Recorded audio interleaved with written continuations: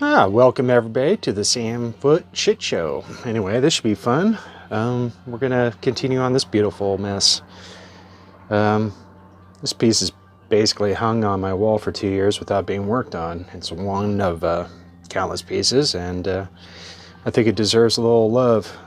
Now, over the last couple days, I did do a little streaming on this already, and I came through and just start picking around. I find the best way of starting any painting session is really to find something that's broken and try and fix it. Look for something that bugs you, jump up, and do something about it. Now, I really like what I've got going on here right now, and even though this piece is a couple years old, I've gotten to this point of comfortability with myself that I'm actually not too unhappy with it. It just needs a little bit of, well, it needs to get finished. So how do we do that? It's a good question. I have no idea. We're just gonna keep going on this guy. So really, I'm sculpting light. My main light source is right here, shining through here, and day before yesterday I kind of darkened this whole area as it's away from the light. This part's kind of facing the light. This area, it's a bit of a problem. I don't think I knew what I was going to do with this area when I started it. I just started throwing some stuff in, which is great. It's paint, you can paint over it. And I'm not unhappy with it. It just needs a little bit more contrast and a little bit more drama, because I'm all about drama, except for in life. So let's see. Drama on the canvas is good. Drama in your household is bad. So let's see what we can do with this and have fun with it. Because if you aren't having fun, you know, then why are you doing it? And I might add also that because I'm streaming over Wi-Fi off my cell phone, that the image breaks up sometimes. So every time I start one of these streams, it takes about 1 minute to 2 minutes for it to resolve. It's pretty annoying. What can you do? I'm looking at other options, but I kind of like having the Wi-Fi option for when I do first person, meaning I've been playing around with, I've seen other artists do this. It's how I got inspired, but grabbing the camera with one hand, filming with the other. Or filming with one hand, painting with the other. Little ADD action there. So I'm hardly awake. I'm slurring my speech a little bit. It's because I'm barely conscious. I just figured jump into this, stream for an hour or so, and then I'm going to take a couple hour break. I have things to do, and then I'm going to come back and do it again. It's my intention to do this pretty much constantly. Anytime I'm painting, or if I'm working in an area where I think I can get a lot done for the camera. So let's see what we can do. Instantly I went into white. You can't really see what I'm mixing down here. It's okay. One day I'll have a GoPro or something set up right here, and you can watch what I'm mixing. And I have no idea why I just went in with this color, to be completely honest. But it's okay. We're going to find a place for it to live. And I'm going to actually come in here and simplify this background a little bit. I've got this grass you could see. Well, you probably can, it's zoomed out too far, but there's just too much detail going on in the background near the horizon. And in fact, that's kind of what's called a kiss. I'm going to fix that. Painting is really, as some wise artist long ago, and I don't think any artist remembers who said it first, but art is a record of a series of corrections. First time I heard that was from Helen Van Wyck on Channel 5 decades ago. And when she quoted that, she couldn't remember where the quote came from anywhere either. So, but it's a beautiful saying, and it's mostly true. Unless you know exactly what you're doing with every stroke, and you're only laying one stroke, and you have that kind of skill and confidence, I suppose, then you're probably going to be coming back and doing layering. which I think it was Titian said something to the effect of, even if I paint 300 layers, it's not nearly enough. It's a little excessive, but Titian was an artist who existed in the Renaissance. If you're not aware of who Titian is, he's a cohort of Da Vinci. I believe they knew each other. They were both painters around the same time. Titian was a bit younger, I believe. And Titian was an artist renowned for his use of color.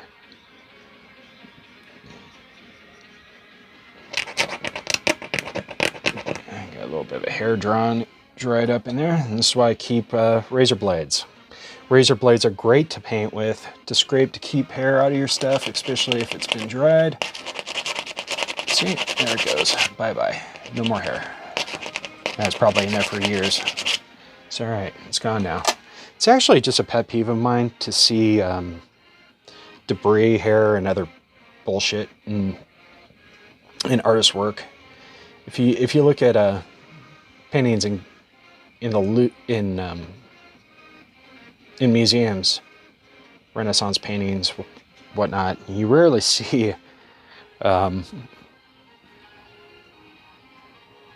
dust or any other kind of debris in their work. Hair. They're pretty careful. That it's actually where I learned the trick was reading about how painters during the Renaissance worked. But they used to use razor blades, or their equivalent of at that time. Round it off in the corner so you don't dig into your canvas or cut a hole through it. That's very important. I always take these guys and I drag them on sandpaper on the edges to round them off. And then you're pretty safe. You can get pretty brutal with the guys, and I use them constantly. Even though this painting is pretty impasto, meaning pretty thick in its paint application. Now, something I've learned over the years, and only really taken to heart in the last couple, is even if you're doing an impasto, thick stroked painting, or any other kind of impressionism or anything of that nature, I just find it wise now to keep my initial layers, my sketch layers, my rough in, my block in, however your wash, however you want to refer to it, as simple as possible and flat. It just saves you a lot of headaches. Find out where you're going, work out your compositional problems, and then start building your strokes up slowly. It's super exciting and a lot of fun, and I get away with this more with my finger paintings when there's a lot of finger painting in this painting, but it isn't what I would consider purely a finger painting. But one of the problems I find when I start to impasto is that if I ever go back to correct, sorry, I lost my copyright-free music playing in the background. My computer fell asleep on me. It'll be back up in a second.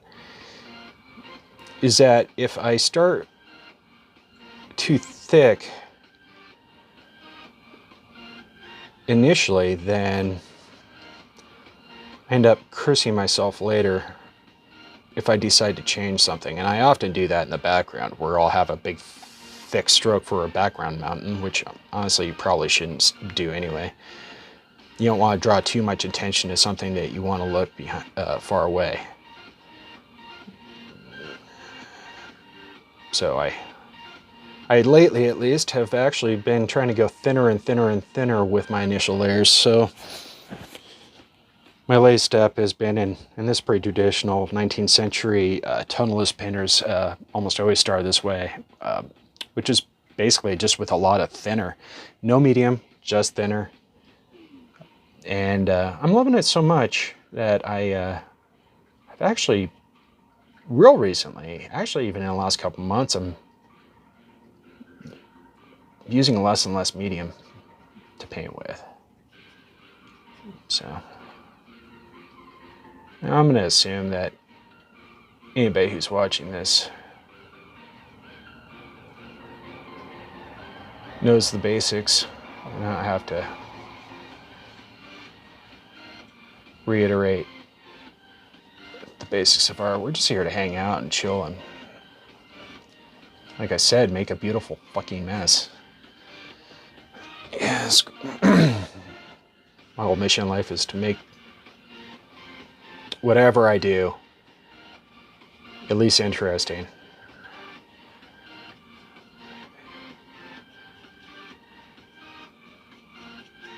And you'll see me, I often leave this camera zoomed out unless I'm going to go into first person mode, because when I tend to zoom in on an area for you guys so you can see what I'm doing in an area, I end up forgetting to rezoom out when I decide to move somewhere else. And that's because I pretty much just use whatever color I have on my brush to completion. So if I think that this color, this light yellow I'm using, which is very desaturated, it's very very heavily tinted, meaning it has a lot of white in it. Not a lot of variation in this color.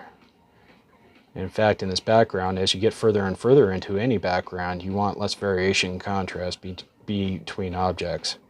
It helps create a sense of distance. Also, I like to keep everything in the background fairly soft.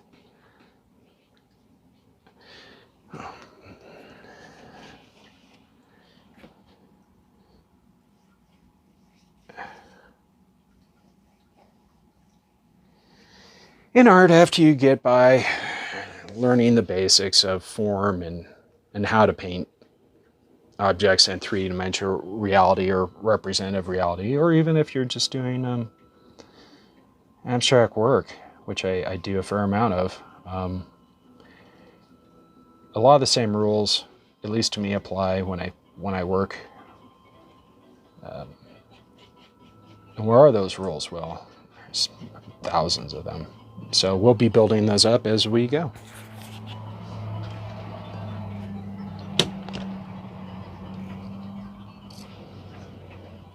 Sorry, I was just checking my door there. I thought somebody knocked on my door. I'm in a family household full of kids, so if you hear a little bit of fun going on in the background, don't be mad, be glad. Somebody's having a great time.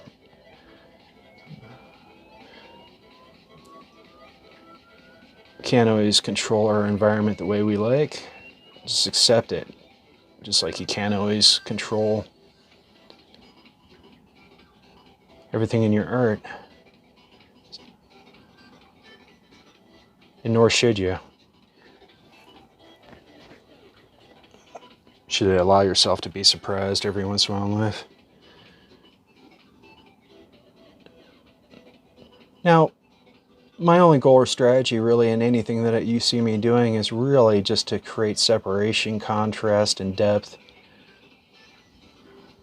That's my first goal. And I'm trying to combine that with keeping color harmony, but that's a long conversation, as I like to say. You can make 1,000 videos on just that subject. But really it just comes down, I think, to personality. Like what you like, you know? And obviously I like a lot of neon, a lot bright, a lot of pastel, contrast. I'm using a pretty soft brush right now. I flip between bristles and flats, and I don't have any kind of particular favorite shape brush or anything of that nature. It doesn't matter. Most of the time, you'll see me just using my fingers for a lot of my blending, for example. I just use my fingers for the most part. Unless I'm doing a delicate area, in which case you'll see, or a large area, a really large area, I might grab a big flat. Or for smaller areas, I might grab a small blender. I think I want to shorten his nose up here.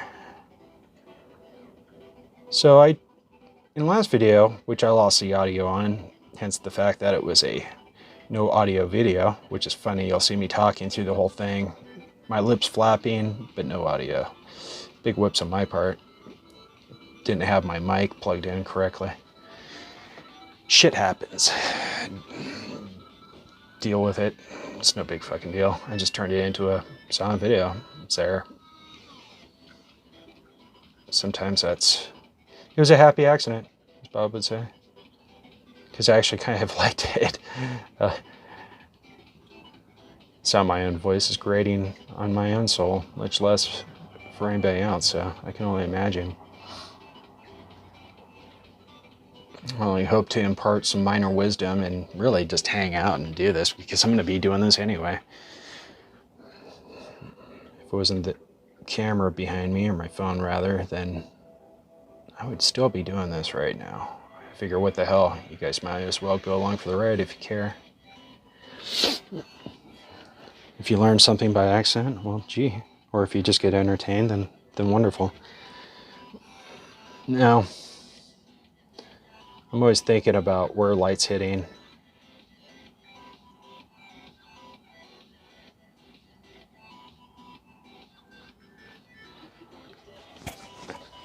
A lot of times lately, I won't even go back and refine my stroke too much. I'll throw a bunch of strokes down and work them as I go. I see a lot of artists will hang out in one area and really refine it and then move on to another area, and that's great. I really appreciate that in other artists' work. I have no idea how the hell they do that. I like to develop everything on a pretty even basis. Meaning, I'll work on the girl, I'll work on the dog, my version of a dog. And let me add, I really don't like photo reference that much. Not to say I don't ever use it, but it's pretty rare.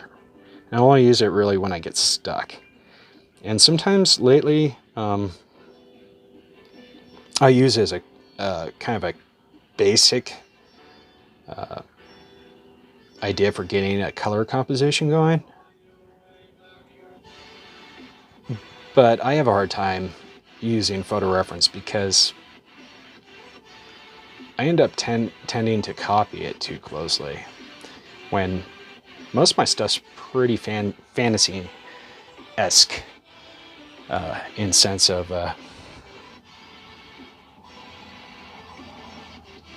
genre, I suppose.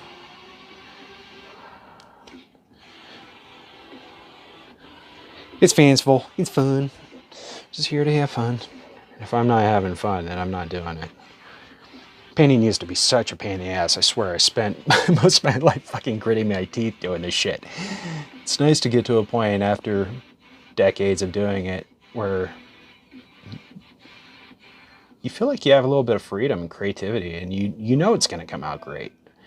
It's just a matter of determination. You just have to have that kind of confidence in yourself to keep you moving. It's all about moving. Keep going. The never-ending struggle is why we do this in the first place. I enjoy it. But it's nice to get to a point in your skill set where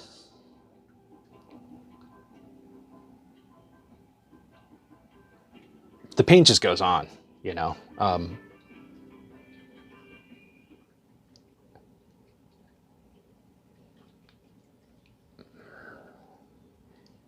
And that just comes from the most obvious thing, and you can't cheat it, which is repetition and effort. I keep doing this. I keep losing my music because, again, I keep spacing out. I get pretty into what I'm doing. And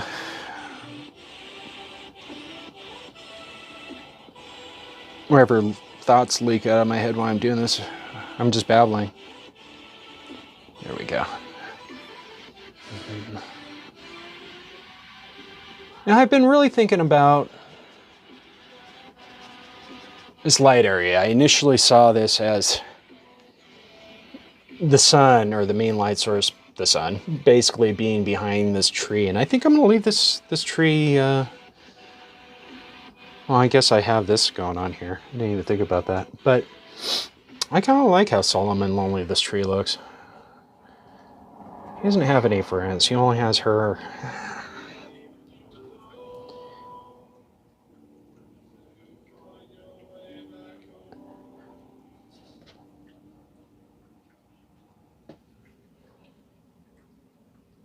I think this kind of creates a feeling of escapism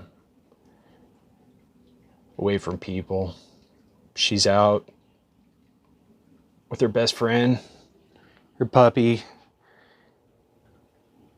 chilling in a meadow. Beautiful mountains in the background. There's no real intellectual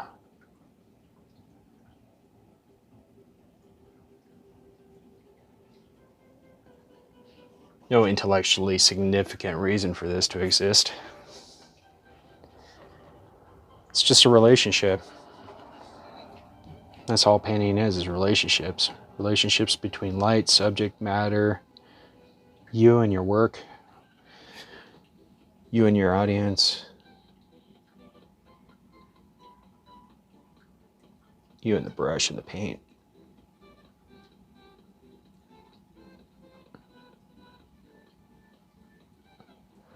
Now, I kind of initially started these trees out to be regular, kind of whippy, somewhat cypress looking trees. Very, after you've been bitten by the Van Gogh bug, I don't know. One of the things I love about his work the most, besides his stroke and his color, obviously, is just how he renders certain things, and trees. And I've kind of taken that to an extreme. I try to, well, there was an artist in the 19th century, early 20th century. His name was Satine. I can't remember his whole name.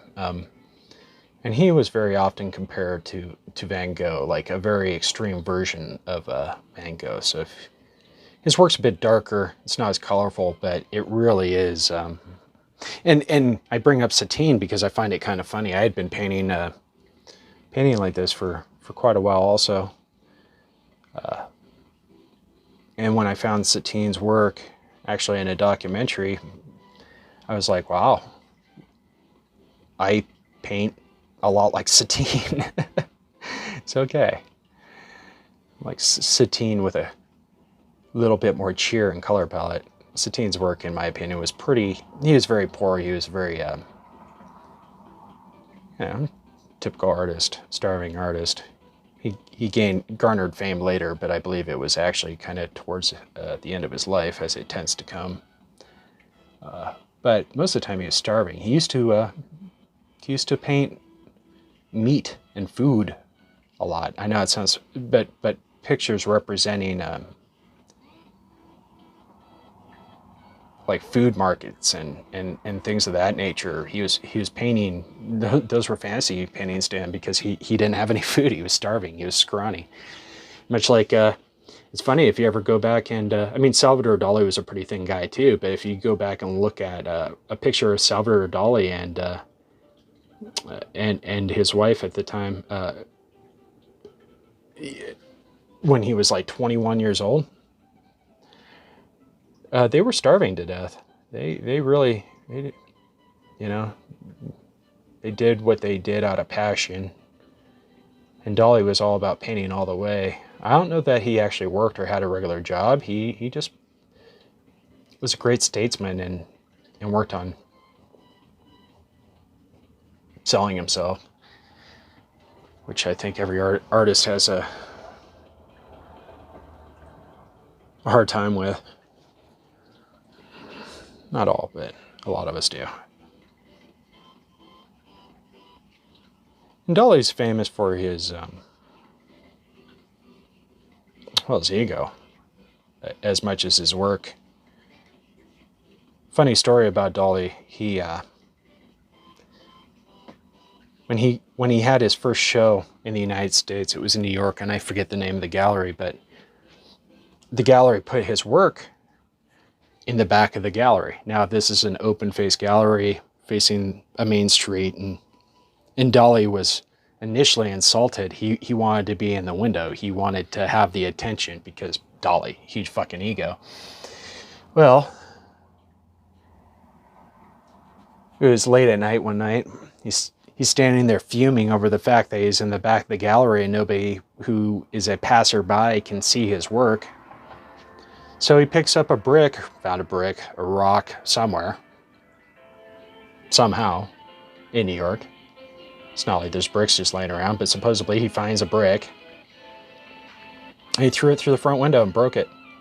Got arrested. Ended up in jail and ended up in the local newspaper.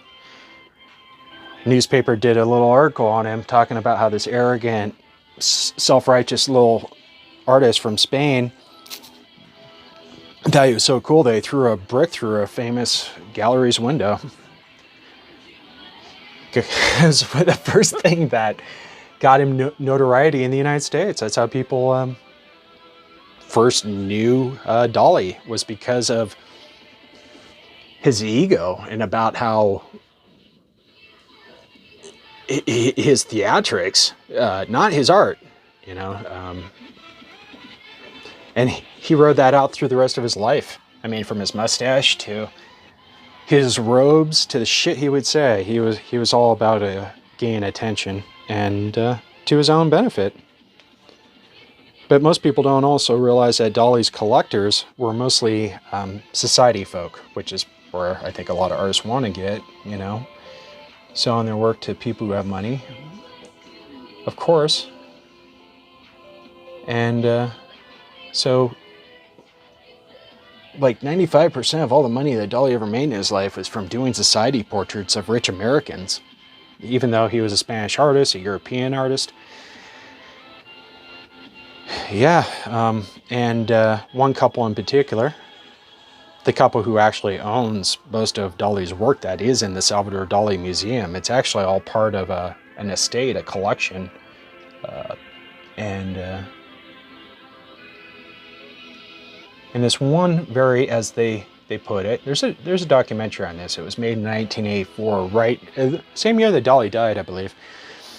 And Dali's in the documentary, in the background, not giving interviews or anything at that time. They just used historical archive footage for that. But Dali was in a wheelchair. He's very old at that time.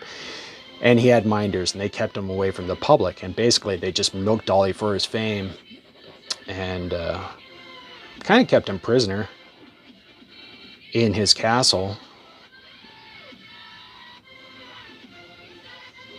I don't know where I was going with that. Just rambling. Something to talk about.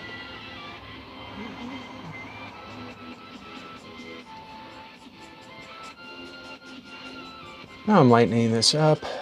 So I want this to be pretty washed out, like this area. Wherever there's a lot of light, you'll find your tones are pretty subdued. Like anywhere there's a highlight, there might be a hint of the initial or the mass tone, which is the main tone of any object.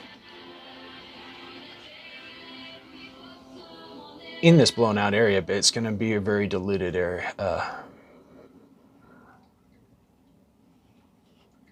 Very desaturated. And I got way too saturated here. Funny enough, I need to add a lot more contrast, and that's something that's really bothering me. Contrast is the variance between dark and light, and I think I need a little bit more dark in some of these outside areas to enhance the idea or the feeling of the light coming through here. Now, how am I going to do that? I don't know. I'm just going to go on what I know. And I know it'll all work out. If I get real stuck, I'll look at a picture. I bet, yeah. I was thinking of doing that before I started this, but quite forgot. It's okay. Now I'm only going to be doing this for probably another half hour. I have things to do. But then I'm going to come back and continue this after my chores. It's funny, I'm just going in and grabbing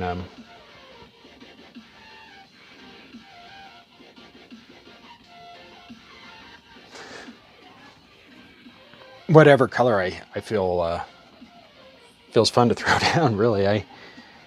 So I'm going into some blue. I think I want to make a purple. So I have these purpley kind of pink tones in here, but they're in shadow. They're a little too light. So I'm going to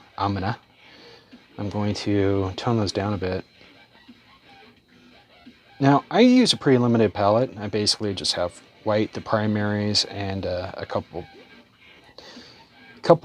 variations of blue out. And I find it's funny, I don't know why, I don't know if it's because I just like blue so much, but I put out 3 blues. Not always, not at all. Usually I just put 1 or 2 out, but if I'm going to do a longer session, I'll usually put 2 or 3 blues out. So right now I have phthalo blue and ultramarine blue. Phthalo blue tends towards the cool and greener tone. Ultramarine blue tends towards the warmer tone. There's a little bit of red in it. And then I have, it's not cerulean, it's cyan. I forget that sometimes. Cyan. Which in this brand is Lucas, and in this brand is the closest thing that they have to a CMYK version of primary blue. I don't know why I wanted to do that, but I like this blue. I thought it would look good here as a reflection in his shoulder. And I should probably come in and add a little separation there.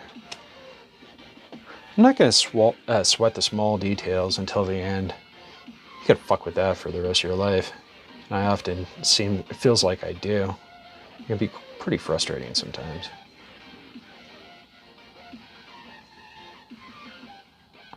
Oh, that gives a little bit of love and life to this shadow area.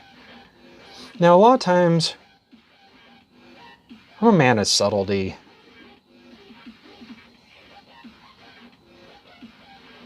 In certain ways. Not in terms of imagery, but in terms of how I apply color. My variations between warm and cool tones actually tend to be pretty minute.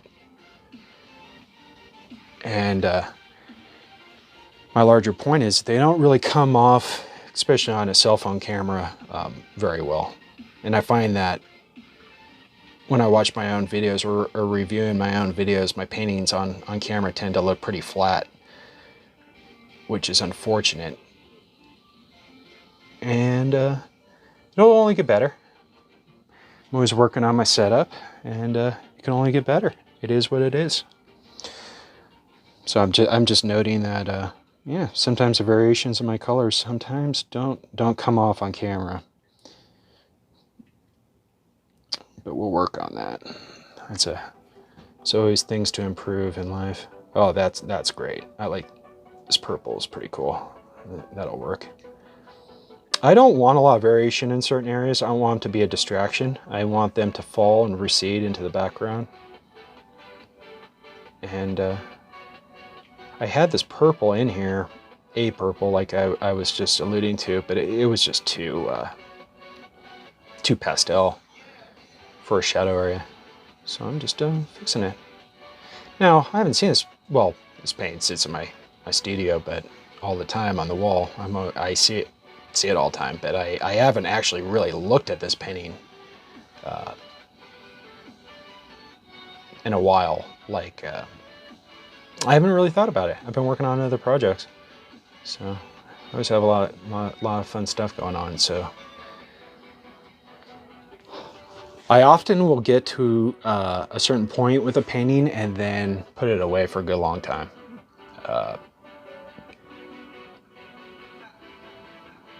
Which is why I usually have 40 or 50 paintings going at once all the time, which sounds ridiculous, but it's true.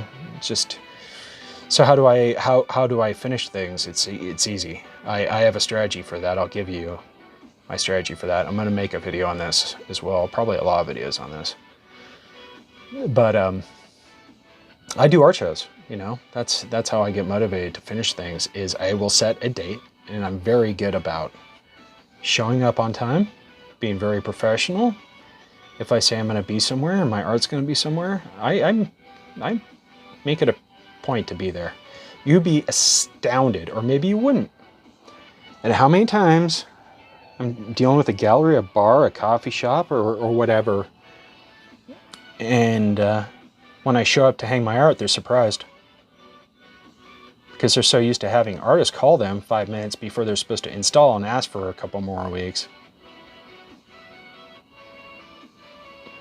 I don't want to be that guy. It's only happened to me once, and I had a really good excuse. I was in jail. Got arrested the night before. Which, that's a fun story I'll tell you sometime. I'm full of stories. I like to think I've done some interesting things, as we all have, you know. And I am just dancing. So much fun. Just pure bliss. I'm always trying to mind the fact that I'm a color whore. I you know, when I am working with color, I do a lot more monotone work as well. Sepia tone work, whatever, darker work. But even that work has over the years started to get brighter and have color in it. But I'm pretty well known for some of my darker stuff. Like I have this painting, Malice. You can find on my website, samuelfoot.com, and it's all umber. And I've had a lot of people try and buy it from me, but it's not getting sold, not until it's near and dear to my heart. It's just one of a couple dozen paintings of mine that I've decided to keep over the years, and that's the artist's prerogative. I mean, there's one thing about paying rent and making the sale, but you can't sell your heart. I make a kind of a point not to sell my firstborn of any kind of new technique or new style or something I'm trying out. Like if I'm doing something and I find that it was noteworthy, I'm going to pause this for a second. Somebody's knocking on my door. Yep. Sure, when? 5 or 10 minutes or something like that. Okie dokie. That quick? Yeah.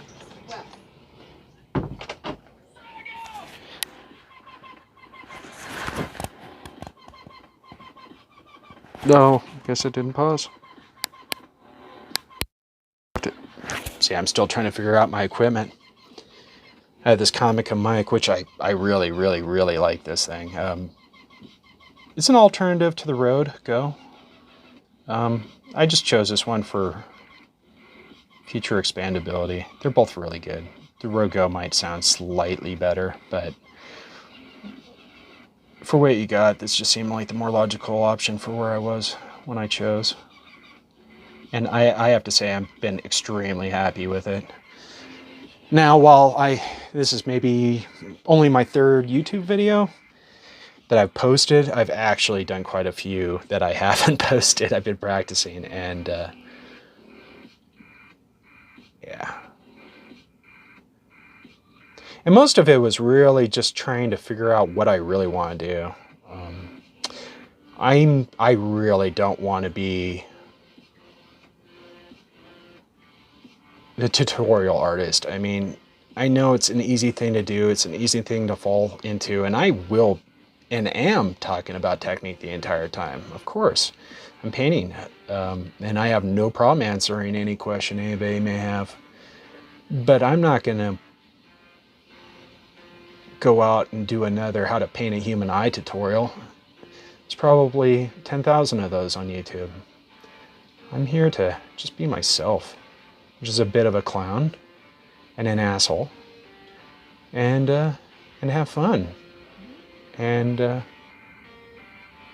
get some eyes on my work, show off my techniques, and everybody else's techniques. Basically, I didn't invent shit. This shit it's been around for hundreds of years. I might paint my own way,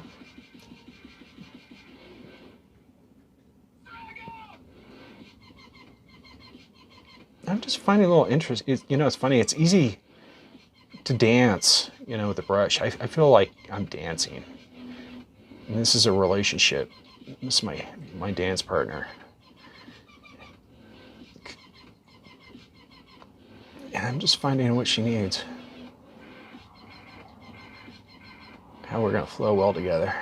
And I don't know, as I get older, more experienced, I get a lot faster and slower. Sometimes it takes me forever to finish a painting. I mean, I've probably got a couple dozen sessions on this piece.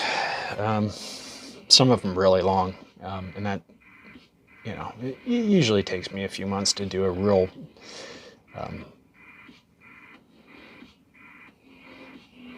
complicated work. This is about mid-size for me as far as size of this painting goes, and honestly, I forget how big this thing is. Let's find out. Oh, whoops, checking my light. Yeah, I think it's 30 by 40. It is. Yeah, it's a 30 by 40, pretty standard size. Pretty established, easy to find a frame for if I had to. I have, and I still do like little odd sizes every once in a while, like to practice. And the only danger in that is that sometimes my practice pieces or studies will come out so well that I put them in galleries, or I'll sell them. But then I have to make a frame for it because I made it a weird size. I'll be right there, Dan. So I'm going to cut the stream short. I intended to go for a lot longer, but I have to go drive somewhere right now. So I will be back shortly, 2-3 hours, and do this again. And I intend to do this almost every single day. I've been just trying to, from 3 months ago, my first video, I haven't posted anything until about 2 days ago. But it is my intent. I've been working out bugs, and I have a lot more bugs to work out, but you will never, ever have anything perfect. No painting will ever be perfect. Nothing in life is perfect. You just have to accept it. So do the best you can with what you got at the time. And right now I'm just trying to do the best I can with what I got at the time. And now I am out of time. So even though this was a short, 40-minute stream or something, I will be back. And I'll probably go for at least a few more hours. So I feel like I just barely got warmed up. I was just getting my brain into art mode, starting to find the flow. That's why I was talking about music and dancing. I felt like I was really feeling that flow. I just got my brain there, and now I have to pull my brain out and put on Mr. Analytical mode and go deal with people. So famous last words, I'll be back.